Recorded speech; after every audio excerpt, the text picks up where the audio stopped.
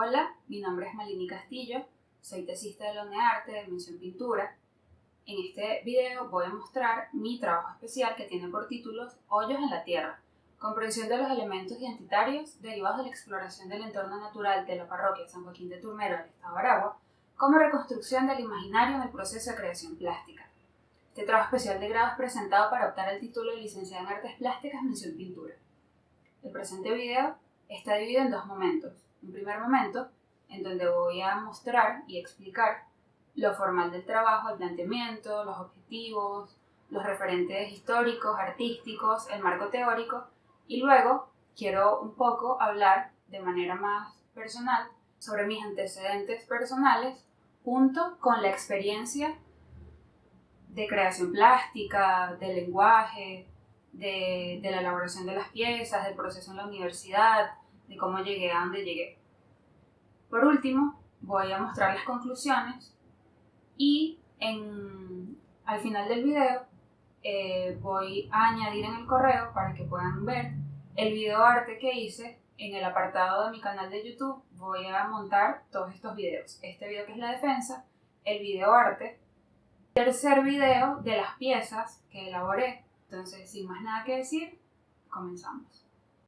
En el presente trabajo, titulado Hoyos en la Tierra, indago en la interacción con el entorno y en cómo desde éste se desprenden experiencias que luego repercuten en el lenguaje plástico.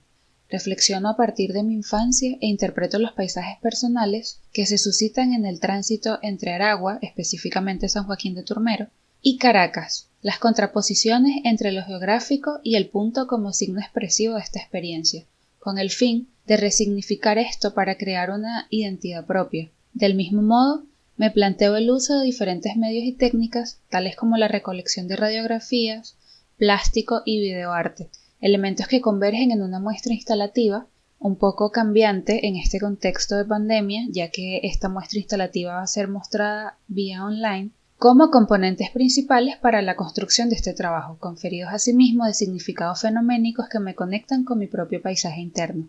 Los descriptores de este trabajo son signo, entorno natural, paisaje, memoria y proceso creativo, infancia, percepción, entorno e instalación. Planteamiento del tema. Dice Kandinsky que todos los fenómenos se pueden experimentar en dos modos. Estos dos modos no son arbitrarios, sino que van ligados al fenómeno y están determinados por la naturaleza del mismo o por dos de sus propiedades, exterioridad e interioridad. Esta investigación parte de un proceso interno e introspectivo en el que se genera una inquietud acerca del entorno, que es percibido desde la contemplación en mi relación con la naturaleza, que nace a raíz de la vinculación, de la experimentación y en la relación con la tierra en la casa de mi bisabuela, donde a partir de hacer hoyos, o lo que yo pensaba que eran casa para las hormigas en mi infancia, se genera toda una inquietud, años posteriores, en tránsito en la universidad, por el círculo como un elemento expresivo asociado a estos paisajes internos gracias a esta relación que yo tuve en el patio de mi bisabuela con la naturaleza. También refiero la vivencia en un templo hinduista, más específicamente en un templo Hare Krishna aquí en la ciudad de Caracas, en donde la contemplación y la relación con el espacio, pues bajo la influencia de esta filosofía espiritual oriental, fueron evolucionando progresivamente, generando nuevos significados con el paso del tiempo, desencadenando signos y simbologías personales que permiten en el proceso plástico ver la importancia de la contemplación y de los recuerdos. Toda esta experiencia, obviamente, está asociada al ámbito del desarrollo artístico. Partiendo de lo anteriormente expuesto, surgieron las siguientes interrogantes. ¿Cuál es la incidencia de estas experiencias transcurridas en el entorno natural de San Joaquín de Turmero en este trabajo plástico biográfico Hoyos en la Tierra? Objetivo general. Comprender la incidencia de las experiencias transcurridas en el entorno natural de San Joaquín de Turmero para reconstruir el imaginario de la autora dentro de la creación artística. Objetivos específicos. Describir las experiencias transcurridas en el entorno natural de San Joaquín de Turmero para entender su relación con los elementos de expresión del trabajo plástico. Asimismo, diseñar una propuesta de montaje instalativo con materiales de reciclaje que ilustren el proceso de creación de hoyos en la tierra para reconstruir las experiencias significativas vividas por la autora en su infancia. Y por último, proponer a través de un videoarte la interpretación de los recuerdos de la infancia para entender la incidencia de los mismos en las prácticas artísticas. Metodología. La investigación como propuesta se inscribe dentro de un enfoque de metodología cualitativa que es considerada por Creswell, según Basilachis y Coles en el 2006, como un proceso interpretativo de indagación basado en distintas tradiciones metodológicas: la biografía, la fenomenología, la teoría fundamentada en datos, la etnografía. Quien investiga construye una imagen compleja y holística, analiza palabras, representa detalladas perspectivas de los informantes y conduce el estudio en una situación natural. Esta metodología nace con el enfoque de dar respuesta a diversos fenómenos. Maxwell dice en el 2006, según Basilachis y Coles, entiende que entre los rasgos más característicos de la investigación cualitativa se encuentra el interés por el significado y la interpretación, el énfasis sobre la importancia del contexto y los procesos, y según Basilachis y Coles, el investigador cualitativo se aproxima a situaciones, acciones, a procesos, a acontecimientos reales y concretos, junto con interacciones espontáneas. La fenomenología, según Dory Foster en el 2019, surge como un análisis de los fenómenos o la experiencia significativa que se muestra a la conciencia. Se aleja del acontecimiento del objeto en sí mismo desligado de una experiencia. Para este enfoque, lo primordial es comprender que el fenómeno es parte de un todo significativo y no hay posibilidad de analizarlo sin el abordaje holístico en relación con la experiencia de la que forma parte. Dice Patton, citado en La Torre en el 96, que este enfoque está centrado en cómo los individuos comprenden los significados de las experiencias vividas. Y de esta forma concluye que el método fenomenológico admite explorar en la conciencia de la persona, es decir, entender la esencia misma, el modo de percibir la vida a través de las experiencias, los significados que lo rodean y son definitivas en la vida psíquica del individuo. Antecedentes históricos. Entre los antecedentes, la autora se relaciona con varios movimientos como las vanguardias europeas de mediados y finales del siglo XX, en donde la relación entre el objeto y la composición se inspira mayormente en las formas primarias de vida y su cotidianidad en el medio urbano y rural para transformarlo en arte. De esta manera, los materiales utilizados en este trabajo son abordados y seleccionados por su valor dentro del contexto, tanto urbano como rural y familiar de la autora. El ser humano produce objetos, proyectos, obras de arte.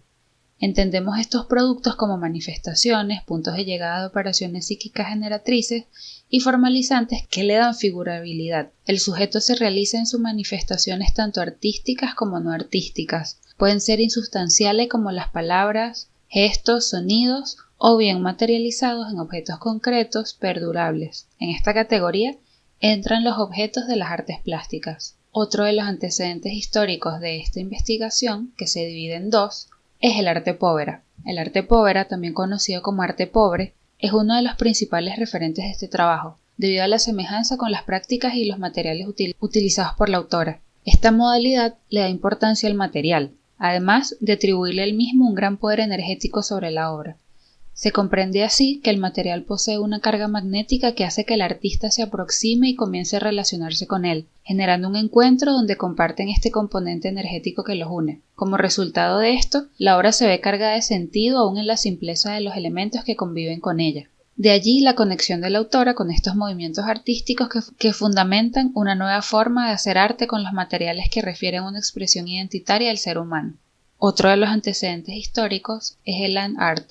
Earth art o earthwork, que traducido en castellano significa arte de tierra o el arte de la tierra, es una corriente del arte que tiene semejanza con la práctica de perforar la tierra que ha sido generadora de esta investigación. El land art es una simbiosis entre la creación artística y el entorno, y utiliza materiales como tierra, arena, piedra, fuego, agua y plantas para intervenir la misma naturaleza. Desde el land art hay una búsqueda de exaltar las posibilidades del paisaje y evidenciar lo que existe en la naturaleza para crear con lo que siempre ha estado allí algo que no existía anteriormente sin la mano del artista. En esta corriente contemporánea del arte, el paisaje es fundamental para la obra. Hay un diálogo entre el artista y el espacio que sirve como lienzo y como contenedor de la experiencia. Tal como se explica en la siguiente cita, el land art es un medio que genera no solo una experiencia creativa, sino también relacional. El entorno, su modificación y la estrategia interventiva en la realización. Del mismo modo, el land art se vincula con Hoyos en la Tierra, ya que ésta permite la experiencia artística mediante el intercambio que se da entre el espacio, que servirá como un medio canalizador para dialogar y plasmar las experiencias, internas en relación con el paisaje y la experiencia significativa de vida. Referentes artísticos. Los referentes que estoy tomando en consideración como hilo técnico y discursivo que en su mayoría se asocian a bioformas y al espacio geográfico como fuente de inspiración que median el trabajo para poder expresar a través de elementos formales y orgánicos las reflexiones en torno a la vida y sus formas plásticas de representación, al igual en cómo cada experiencia de vida influye en el quehacer artístico. El primer artista del que quiero hablar como referente es Chad Hayward. Él es un artista contemporáneo estadounidense que nació en Nueva Jersey y se mudó con su familia a Colorado a los 7 años. Esto es relevante en su trabajo plástico, ya que él menciona que la sensación de apertura y espacio expansivo que experimentó al crecer en Colorado afecta dramáticamente hasta el día de hoy su vida y resulta un interés continuo en la idea del espacio que se manifiesta de diversas maneras dentro de su trabajo, siendo así uno de los puntos de referencia para esta investigación en este trabajo de grado debido a mi interés por el espacio vacío en el plano bidimensional. La siguiente artista que también tomo como referente es Maggie Nowinski. Ella cita a Louis Bourgeois diciendo: "El arte es restauración. La idea es reparar los daños que se infligen en la vida, convertir algo que está fragmentado, que es el miedo y la ansiedad de una persona, en algo completo". Ella es una artista visual interdisciplinaria, educadora de artes y curadora que vive y trabaja en Massachusetts, Estados Unidos. Su práctica actual se basa en el dibujo, en donde los sistemas biológicos humanos, animales y botánicos se combinan para sugerir elementos vivos percibidos como ficticios. En los intereses del artista está la noción del tejido cicatrizal psicosomático en relación con los sistemas psicológicos y biológicos. Y aunque la motivación del artista es quizás mucho más visceral que mi propuesta artística, en este caso en esta investigación de Hoyos en la Tierra, la tomo como referencia por su línea investigativa desde el punto de vista del orgánico y cómo ella representa los organismos en grandes instalaciones. Sobre todo desde lo técnico, Maggie Nowinski es una fuente de inspiración.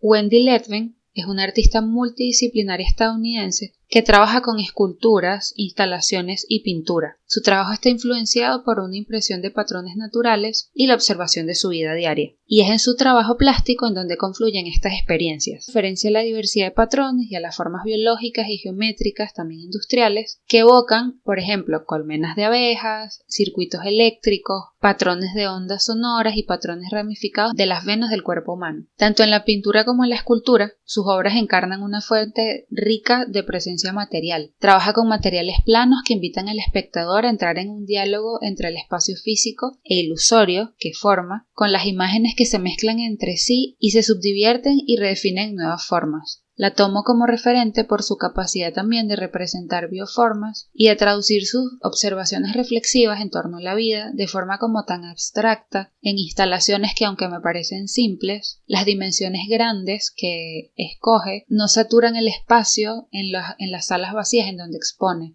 Sally Blake es una artista australiana que trabaja con textiles, dibujo y escultura. A través de su práctica, visualiza patrones complejos y crea conexiones entre el mundo humano y el mundo orgánico. Está particularmente interesada en los ciclos de la muerte, la renovación y la regeneración, así como en encontrar puntos en donde pueden tener lugar estas transformaciones. En las fotografías aquí expuestas, se puede ver uno de sus trabajos que me llama mucho la atención, que son los dibujos de fuego, que han sido una inspiración en esta investigación, porque combina marcas hechas con cenizas de eucalipto, destruida por el fuego, con quemaduras que penetran en la superficie del cuadro. La ceniza representa el aspecto del fuego incontrolable, que reduce todo a su paso, y las quemaduras sugieren el aspecto del fuego que se puede contener. Ya que yo trabajo también con perforaciones en el plano bidimensional, con el cautín en mis radiografías, la línea investigativa de Sally me parece muy interesante por la capacidad de contener o propiciar la intervención del plano con fuego y con calor.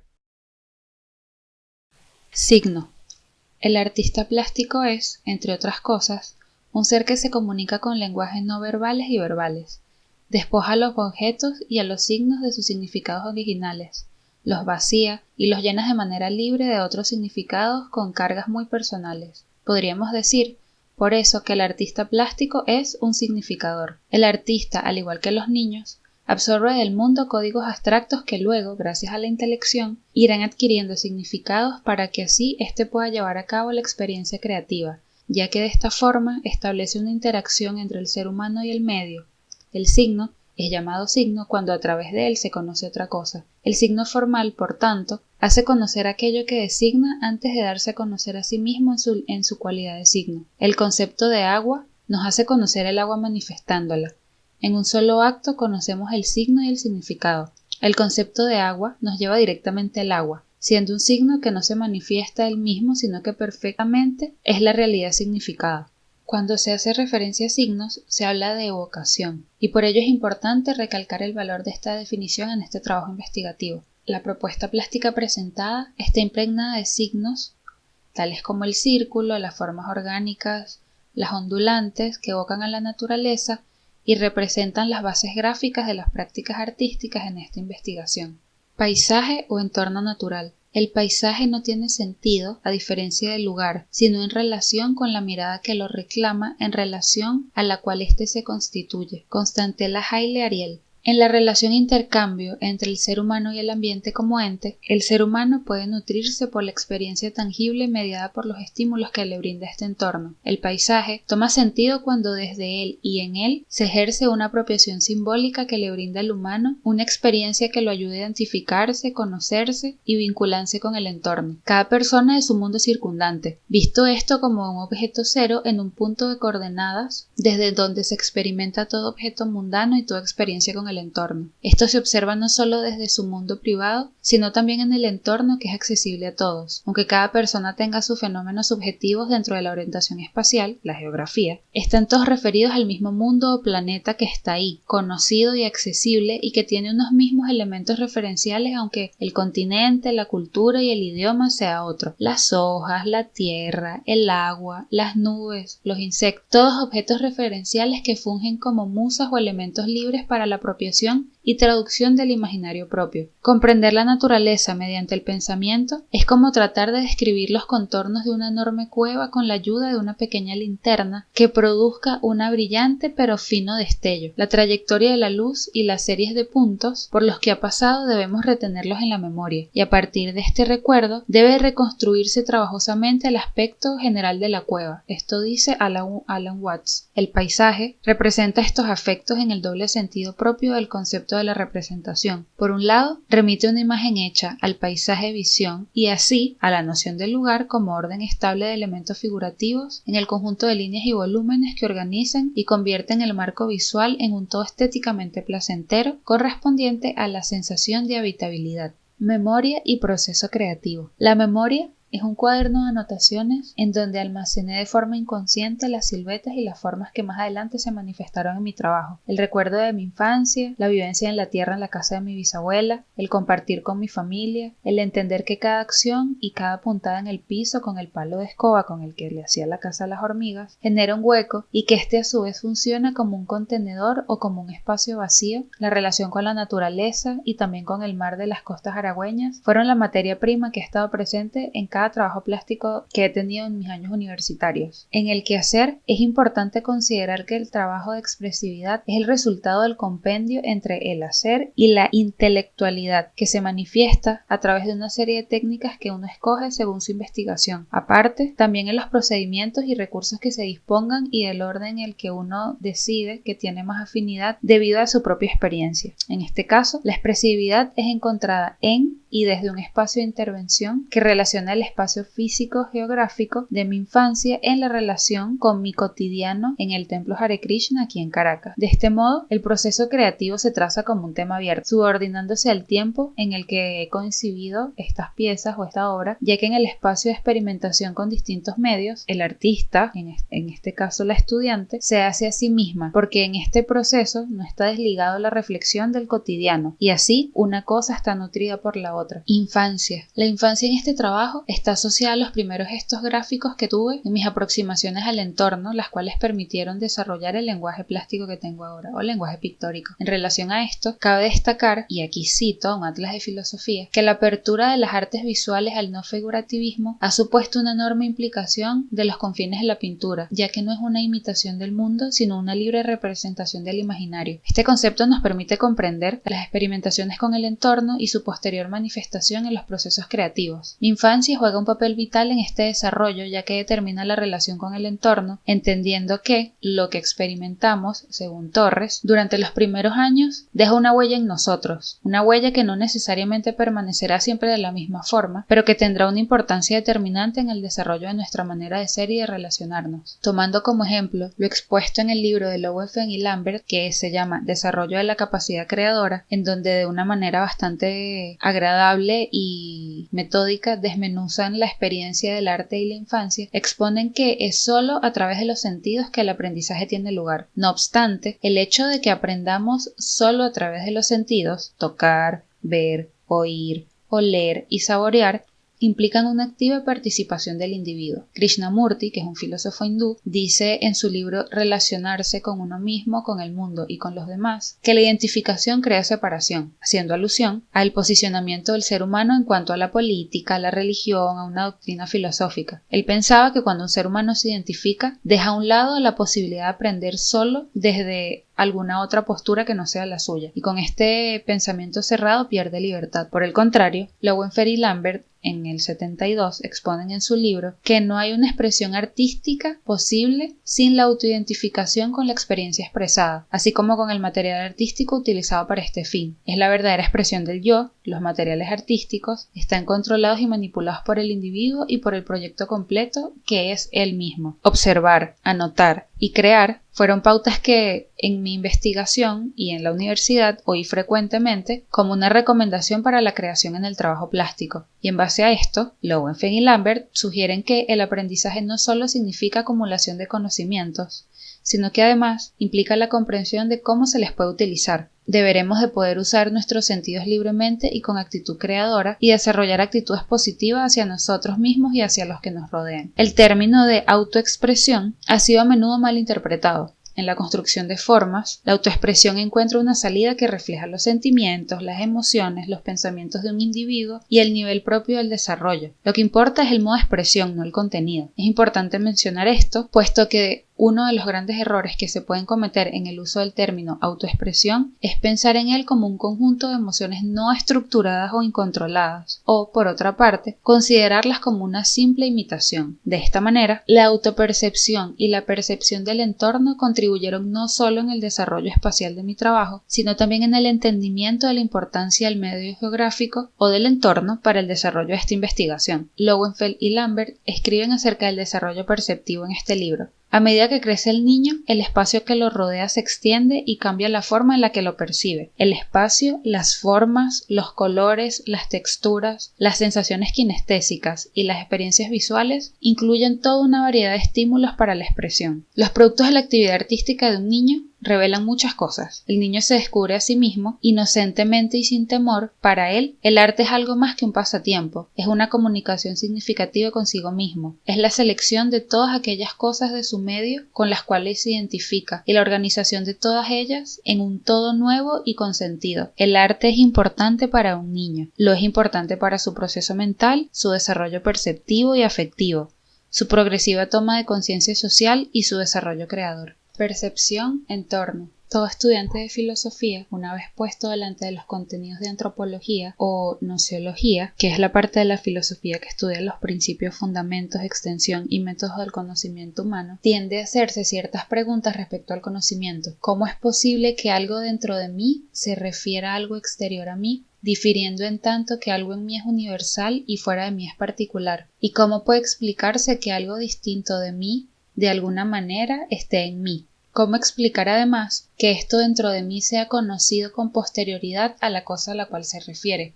¿Y cómo evitar decir que, conocida la cosa, es menester que fuera conocido su representante interior? ¿Cómo sostener la experiencia de conceptos y al mismo tiempo no hacerlos pasar por objetos conocidos? Y cómo, en última instancia, resolver la tendencia cartesiana de considerar la intencionalidad de dos pasos, es decir, de conocer la cosa en mí para después conocer la cosa en sí. Esto es una cita de Bacigalupe Diego en una discusión sobre el signo formal. Sensación, percepción, intelección. En San Agustín está propuesto como cuerpo, 5 sentidos, sentido interior, razón, ya que para él los 5 sentidos son un medio entre el mundo y el ser que resulta ser el proceso más directo para la extracción de información. Esto lo dice María Elena Ramos. El sentido interior, en el libro Armónico y Disonante, que es del 2001, es la capacidad de autoconciencia sobre las sensaciones. Ella explica que, si con los 5 sentidos se siente, con el sentido interior del que habla San Agustín, siente que siente, y se percibe como un ser perceptor. Es como un nivel de autoconciencia superior a solo percibir desde el cuerpo los estímulos del mundo entero. Para concluir entonces, podría decirse que la percepción es subjetiva y dependiendo de los sentidos, porque el receptor, en este caso el sujeto, la artista, no escoge qué percibe. María Elena Ramos, en Armónico y Disonante, dice sobre esto: ese acto de decisión que saca al hombre de ser pasivo ante lo múltiple que le llega y lo convierte en activo ante lo uno a lo que atiende, que lo aleja de la superficie sensible y lo acerca a la profundidad inteligible. El artista, al contrario, a voluntad, responde ante esta multiplicidad de estímulos para luego, objetivamente, profundizar en ellos y volver los signos que expresan ese mundo interior que quiere plasmar. La instalación. La búsqueda que motivó este trabajo de tesis fue la realización de un conjunto de obras artísticas que emulara a través de la forma y del despliegue de formas orgánicas en diversos soportes el imaginario interno producto del contacto con la naturaleza en mi infancia. Se puede considerar a la instalación como una experiencia vivencial en la cual el espectador se funde en el interior, en el mismo espacio y tiempo. Las instalaciones le permiten al público recorrer la obra, analizarla en un plano tridimensional, tocarla e interactuar con la misma de ser necesario, lo que ayuda a explorar distintos sentidos, incluso potenciarlos. No basta solamente con la mirada, sino que en muchos casos apuntan a generar otros tipos de estímulos, las instalaciones, sean olfativos, sensitivos o auditivos. Todos ellos propician a realizar lecturas mucho más profundas por parte de los espectadores. La experiencia dentro de una instalación va más allá de lo que se produce al presenciar una obra bidimensional. La relación del espectador cambia cuando lo que se representa puede recorrerse, olerse, etc. En la instalación, la percepción juega un papel fundamental, ya que le permite al espectador, desde su subjetividad, envolverse en una experiencia del espacio-tiempo que determina también su experiencia. Lo interesante y hasta divertido del arte instalativo, sin necesidad de que sea interactivo, es que el espectador, al encontrarse en un formato distinto al bidimensional, se relaciona también más curiosamente, pero guardando las distancias que se suelen tener con las obras de arte, y se permite otras sensaciones que van más allá de la estática contemplativa. Por esta razón, se considera la instalación como una experiencia inmersiva tanto física como mentalmente.